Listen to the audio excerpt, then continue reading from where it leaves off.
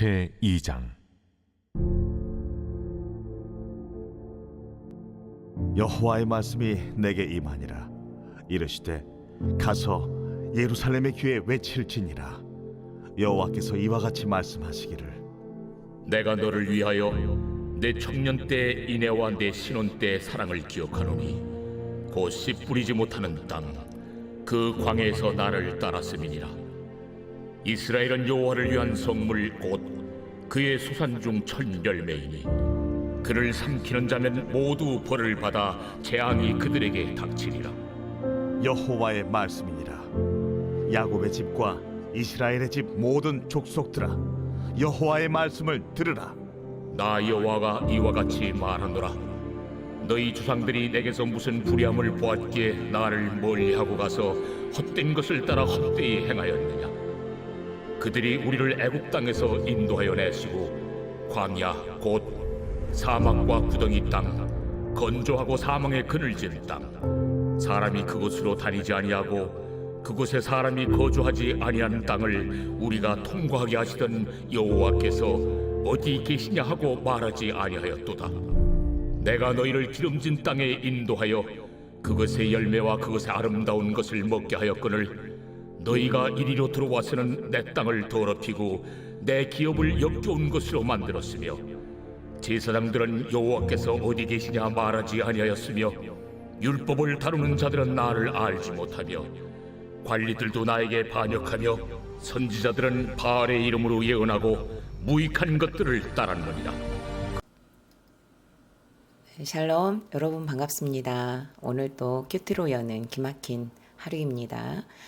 이 시간 우리에게 허락하신 본문은 예레미야 2장 1절부터 8절까지 말씀입니다. 제목은요, 기억해야 할 사랑입니다. 여러분들은 지금까지 살아오면서 어느 때가 가장 큰 추억으로 떠오릅니까? 사람마다 다르겠지만 저는 이맘때가 되어 이렇게 하늘을 쳐다보면 구름 한 점 없는 하늘이지 않습니까? 어릴 때 고향에서 올려다보던 하늘이 참 많이 생각이 납니다. 이유 없이 하늘을 보면 좋았었고 또 개운하고 숨이 트이는 것 같았기 때문에 참 좋았던 기억이 있습니다. 그리고 자주 떠오르는 때가 있다면 아이들을 키우던 시기입니다. 어쩌면 가장 많이 떠오르는 추억 중에 하나인 것 같습니다. 지나가는 길에 만나는 아이들을 보면 자녀들을 양육했을 때의 일이 금방금방 떠올라 미소가 지어질 때가 있고, 또 고단한 삶이었을 때 살뜰히 살피지 못한 것이 기억나면 어쩜 그렇게 많이 미안한지 모르겠습니다. 오늘 본문에서는 하나님께서 유다를 추억하시는 모습이 소개가 되어 있거든요. 하나님의 그 쓸쓸함, 그리고 하나님의 외로움이 느껴지는 본문인 것 같습니다. 하나님께서는 1절 말씀에서 예레미야에게 임하셔서 이르시는데요. 첫 번째로 기억해야 할 하나님의 사랑은요, 추억하시는 사랑을 말씀하고 있습니다. 1절부터 2절입니다. 여호와의 말씀이 내게 임하여니라. 이르시되 가서 예루살렘의 귀에 외칠지니라. 여호와께서 이와 같이 말씀하시기를, 내가 너를 위하여 내 청년 때의 인내와 내 신혼 때의 사랑을 기억하노니 곧 씨 뿌리지 못하는 땅 그 광야에서 나를 따랐음이라. 아멘. 예레미야에게 가라고 해요. 그리고 예루살렘의 귀에 대고 외치라고 합니다. 왜 외치라고 할까요? 청력이 떨어지면 잘 안 들리잖아요. 그러면 상대방은 큰 소리로 또 말해야 하죠. 그 큰 소리마저도 듣지 못하면 외쳐야 합니다. 지금 예루살렘이 큰 소리도 듣지 못하는 상황이 된 것입니다. 그냥 외치는 것도 아니고 귀에다 대고 외치라고 합니다. 청력이 거의 상실한 상황이 되어 있음을 말하고 있습니다. 그래서 하나님의 그 애타는 심정이 보이는 말씀이기도 합니다. 예레미야가 외치는 내용은 다른 것이 아닙니다. 유다의 청년 때를 추억하시는 하나님, 그 청년의 때에 베푸셨던 인애와 유다의 신혼 때의 사랑을 기억한다고 외치라고 합니다. 이때는 이스라엘을 애굽에서 불러내었던 시기를 말합니다. 하나님께서는 이때를 이스라엘의 청년의 때로 보셨고 신혼의 때의 사랑으로 기억하셨습니다. 40년간의 광야 생활에서 이스라엘은 하나님을 의지했어요. 마치 신혼 때처럼 말입니다. 하나님만 찾았고 하나님만 따랐고 하나님만 사랑했습니다. 하나님의 말씀만 들었고 하나님께서 멈추라고 하면 멈추고 가라고 하면 가는 전적으로 하나님을 신뢰했던 시간이었습니다. 하나님께서는 40년간 광야 시절에 이스라엘을 아주 건장한 청년으로 양육하시고 훈련하셔서 자라게 하시는 것으로 인도를 하셨습니다. 광야에서의 40년 시간을 하나님을 전적으로 신뢰했던 시간으로 하나님은 봐주셨어요. 비록 이스라엘은 온전한 신뢰로 하나님께 나가지 않았었어요. 불평했지요. 물이 없어서 불평하고 춥다고 불평하고 먹을 게 없다고 원망했잖아요. 그런데요, 하나님은 그것을 일일이 따지지 않으셨어요. 그냥 다 기억해 주셨어요. 본문에서 이네라는 그 히브리 이네라는 말이 나오잖아요. 이 이네라는 말은 히브리어로 우리가 익히 알고 있는 헤세드입니다. 한번 약속한 것은 목숨을 걸고 지켜내는 것을 뜻하죠. 우리말로 다시 표현을 하자면 죽도록 책임지는 사랑을 가리킵니다. 하나님은 광야에서 이스라엘을 헤세드로 사랑하셨습니다. 목숨을 걸고 지키는 사랑으로 사랑하셨기에 신혼 때의 사랑이라고 할 만큼 콩깍지가 벗겨지지 않는 사랑으로 이스라엘을 사랑해 주신 것입니다. 이스라엘이 사랑받을 만해서가 아니라 하나님께서 사랑해 주심으로 사랑스러워진 것입니다. 왜요? 단 한 가지였어요. 광야에서 하나님을 따랐다는 그 이유였습니다. 다른 곳을 보지 않고 하나님을 보면서 따라왔다는 것으로 불평했던 때, 원망했던 때, 그리고 짜증냈던 때, 또 모세의 말도 듣지 않았던 때, 이런 것들을요, 하나님 다 잊어주신 거예요. 그리고 따랐다라고 기억을 해주세요. 그리고 하나님은 이스라엘을 여호와의 성물로 삼으셨고 첫 열매로 여기셨어요. 그만큼 하나님의 정성이 가득한 이스라엘이었음을 알 수 있습니다. 그래서 이스라엘을 삼키려고 하거나 건들면 하나님께서는 가만히 두지 않으시면서 이스라엘을 보호해 주셨습니다. 추억한다는 것은 어떤 의미가 포함되어 있을까요? 다시 그렇게 살고 싶다는 꿈과 희망도 있습니다. 좋았던 그때, 기뻤던 그때, 만족했던 그때, 벅찼던 그때를 다시 만나고 싶은 마음이 있는 것입니다. 유다는 까맣게 잊어버린 사랑인데 하나님을 잊지 못하고 추억하면서 하나님은 그때를 기억하고 계십니다. 다시 그때처럼 유다와 영적으로 소통하고 싶어 하시는 간절함으로 애간장이 타들어가는 하나님의 심정을 본문을 통해 보여주고 계십니다. 질문합니다. 나에게 절박한 광야의 시간은 언제였습니까? 나의 간증과 약재료가 과거가 되어 있나요? 현재에도 노래하면서 닦고 계신가요? 나보다도 하나님께서 나를 더 추억하시며 찾고 계심을 믿고 신뢰하며 나아가는 오늘이기를 바랍니다. 두 번째로 하나님께서는 기억하시는데요. 유다는 하나님을 멀리합니다. 4절부터 5절입니다. 야곱의 집과 이스라엘의 집 모든 족속들아 여호와의 말씀을 들으라. 나 여호와가 이와 같이 말하노라. 너희 조상들이 내게서 무슨 불의함을 보았기에 나를 멀리하고 가서 헛된 것을 따라 헛되이 행하느냐 라고 하십니다. 2절에서 청년의 때의 인애는 헤세드의 사랑을 가리킨다고 했습니다. 한 번 약속한 것을 목숨 걸고 지키는 사랑으로 죽도록 사랑했는데 야곱의 집과 이스라엘의 집 모든 족속들은요, 하나님과의 약속을 허망하게 깨뜨리고 말았습니다. 그러기에 믿음의 청력을 상실해 가고 있는 이스라엘을 향해 하나님께서는 계속 말씀하십니다. 이르실 대로 듣지 않으니까 또 외치기도 하고, 외쳐도 듣지 못하니까 다시 말씀하시는 것으로 포기하지 않으십니다. 이스라엘이 불구덩이 같이 지냈던 애굽에서 정말 타들어가는 고통 때문에 이스라엘이 얼마나 울부짖습니까? 하나님은 그 이스라엘 울부짖음을 들으시죠. 그래서 10가지 재앙까지 임하게 하셔서 이스라엘을 끌어내십니다.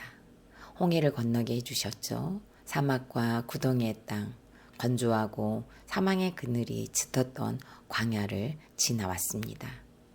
위태롭고 불안전한 곳에서는 그렇게 하나님을 찾고 신뢰하더니만 그 광야를 지나고 나니까 그때 하나님이 우리를 지켜주신 게 맞아? 우리를 인도해 주셨어? 라는 말도 기억해내지 못할 정도로 하나님을 잃어버리고 말았습니다. 광야 시절에는 그렇게 의지하며 따르더니 살만해지니까 하나님을 멀리하고 하나님을 떠나서 헛된 것을 따라 헛되이 생활하는 것을 선택합니다. 광야에서부터 눈여기려 보았던 바알을 오히려 찾고 따르면서 이방인들과 똑같은 삶을 살아가는 것을 선택합니다. 5절에서 헛된 것은 바알을 뜻합니다. 그 당시 가나안 원주민들이 섬겼던 신이 바로 바알이잖아요. 그 우상이. 바알은요, 능력도 없고 공허하다라는 뜻을 가리킵니다. 근데 어쩜 이렇게 능력도 없고 공허한 뜻을 가진 바알을 정말 이렇게 따를까요? 그 헛된 것을 따라 헛되이 사는 길을 이스라엘이 서슴지 않고 선택을 합니다. 지금까지 인도해 주신 하나님을 멀리하고 듣고 보지도 못한 바알을 따라가는 이스라엘이 되었습니다. 지금까지 돌봐주신 부모님을 버리고 이제는 스스로 컸다고 생각하면서 돈을 잘 벌게 해줄 것 같은 사장님을 따라가고 돈줄이 될 만한 회장님을 따라가는 것과 같은 맥락일 것입니다. 지금 이스라엘의 모습이 얼마나 간사합니까? 그런데 이 모습이 이스라엘의 모습만은 아니라는 것이죠. 우리 모든 인간들의 모습이고 죄된 인생들의 특징인 것 같습니다. 그렇기 때문에 사막, 구덩이의 땅, 건조한 곳, 사망의 그늘 같은 곳이야말로 축복된 자리인 것 같습니다. 하나님밖에 보이지 않는 광야야말로 베델이 되겠죠. 지금 저희 교회에서는 주일마다 창세기를 통해 말씀을 듣고 있습니다. 야곱의 이야기가 계속 다뤄지고 있어요. 그 소심한 야곱이 집에서 나와 광야에서 하늘문이 열리는 것을 보고 하나님의 사자들이 사닥다리를 타고 오르락내리락 하는 것을 보았습니다. 뿐만 아니죠. 하나님께서 서 계신 것도 보았습니다. 어디에서요? 광야에서요. 죽인다고 했던 에서를 피해 도망친 곳, 의지할 사람이 한 사람도 없는 곳, 어쩌면 급하게 나오느라 준비한 것도 없었을 것 같습니다. 그러기에 가진 것도 없고 의지할 곳 없는 광야에서 그 빈들에서 하나님을 만난 자가 되었습니다. 편안하고 안락한 집에 있었을 때는 오히려 소심하고 엄마만 졸졸 따라다니면서 속이는 자로 살아서 하나님을 만나지 못했습니다. 하지만 위험한 곳, 아무도 없는 그곳에서 오히려 약속의 사람으로 첫발을 내딛는 믿음의 조상으로 성장하는 시작점이 되었습니다. 편안하고 안락한 곳에서는 거짓말하며 하나님을 멀리했다면 불안하고 위험한 광야에서는 하나님을 만났으니 야곱에게 있어서 축복의 장소는 빈들입니다. 광야이면서도 돌베개를 잤던 불편한 곳이야말로 축복의 장소가 되었습니다. 하나님을 가장 가까이 한 장소가 되었던 것이죠. 질문합니다. 나는 요즘 하나님과 가깝게 있나요? 멀리 있나요? 하나님과 나의 거리를 측정하면서 어느 정도 거리일 것 같습니까? 하루가 24시간인데 시간의 11조 24분을 들여보는 것으로 하나님과 가까워지시기 바랍니다. 세 번째로 하나님께서는 사랑을 기억하시는데 반역하는 것으로 응답을 합니다. 7절부터 8절입니다. 내가 너희를 기름진 땅에 인도하여 그것의 열매와 그것의 아름다운 것을 먹게 하였거늘 너희가 이리로 들어와서는 내 땅을 더럽히고 내 기업을 역겨운 것으로 만들었으며 제사장들은 여호와께서 어디 계시냐 말하지 아니하였으며 율법을 다루는 자들은 나를 알지 못하며 관리들도 나에게 반역하며 선지자들은 바알의 이름으로 예언하고 무익한 것을 따랐느니라. 하나님은 계속 말씀하십니다. 이스라엘을 적과 꿀이 흐르는 기름진 땅으로 데려와서 그것의 열매도 먹게 해주시고 광야에서는 맛볼 수 없었던 아름다운 것들도 먹도록 해주셨습니다. 그런데 이스라엘은 오히려 기름진 땅을 더럽혔습니다. 하나님께서 기업으로 삼으라고 주셨는데 자손 대대로 기업으로 삼지 않고 역겨운 것으로 만들었다고 합니다. 은혜를 모르고 감사하지 못한 것이야말로 역겨운 것이지 않을까요? 제사장들은 오히려 여호와께서 어디 계시냐고 말도 하지 않았다고 해요. 묻고 물어야 하는 공동체 생활에서 물을 대상을 스스로 없애고 율법을 다루어야 할 제사장들부터가 하나님을 모르는 자들이 되었으니 제사장의 이름이 무슨 의미가 있었겠습니까? 오히려 알지 못하는데 제사장의 이름을 가졌고 제사장의 직분을 가졌으니 그것이 더 심각하고 무서운 일이 아닐 수 없었을 것 같습니다. 일명 소경이 백성들을 인도하는 격이 되었으니 그 무엇을 해도 하나님을 반역하는 일이었고 그 어떤 것도 여호와를 찾는 일이 될 수 없었을 것입니다.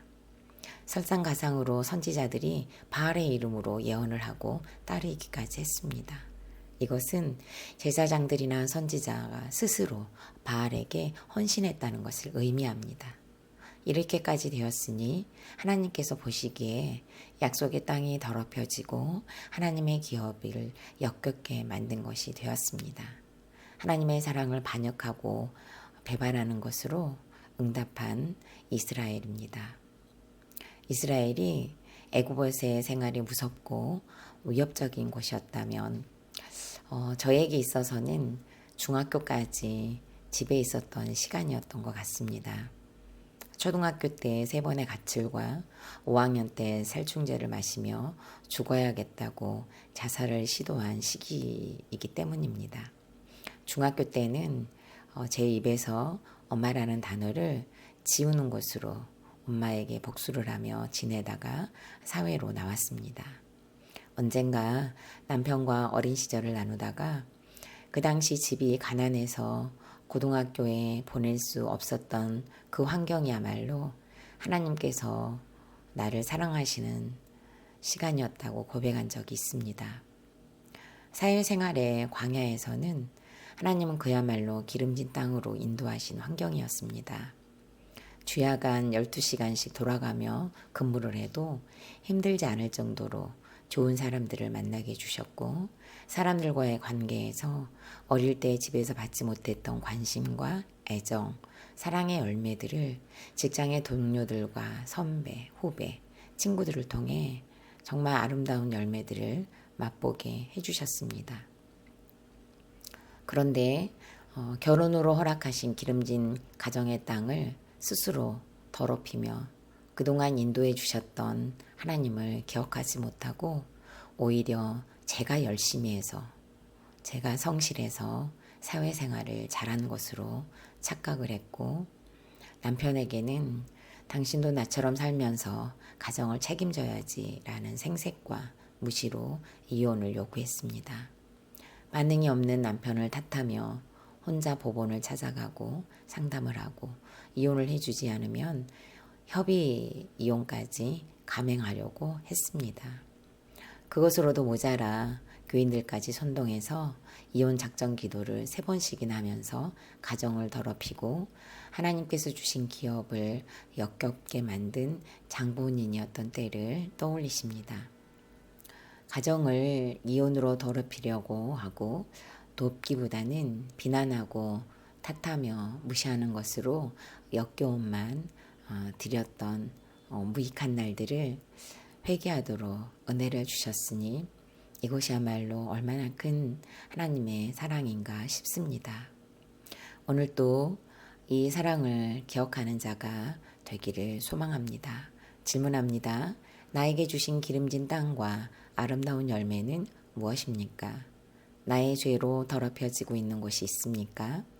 오늘도 내 죄를 보게 하신 은혜가 얼마나 큰 사랑인지를 기억하고 회개하는 저와 여러분이 되시기를 바랍니다. 마지막으로 9월 3일 보석상자입니다. 결혼 생활도 예배입니다. 직장 생활도 예배입니다. 힘든 인간관계도 예배입니다. 그 모든 예배 가운데 나를 산 제사로 드리고 믿음으로 인내와 순종의 본을 보이는 사람이 축복의 통로입니다. 함께 기도드리겠습니다. 고단했던 어린 시절에 도망만 가려고 했던 저를 들키게 하시는 것으로 사랑해 주셨습니다. 도저히 살 자신이 없다고 자살을 시도했을 때도 내버려 두지 않으시고 들키게 하시고 생명을 보호해 주셨습니다. 결혼하여 기름진 땅으로 가정을 주셨는데 이혼으로 다시 도망하며 하나님께서 주신 기업을 더럽히려고 했습니다. 도망만 하려고 하는 불순종을 하나님 용서하여 주옵소서. 이제는 말씀이 있어서 갇히는 것으로 묶이는 것으로 하나님의 사랑을 기억하며 감사하며 누리게 하여 주옵소서. 이 시간 말씀 앞에 있는 모든 영혼들을 살피시사 기억해야 할 하나님의 사랑을 다시 기억하며 은혜의 보좌 앞으로 담대히 나가는 자들이 되도록 붙들어 주시고 더럽혔던 시간과 때를 회개하는 곳으로 세워져 가는 우리 모두가 되게 하여 주옵소서. 예수님의 이름으로 기도드립니다. 아멘.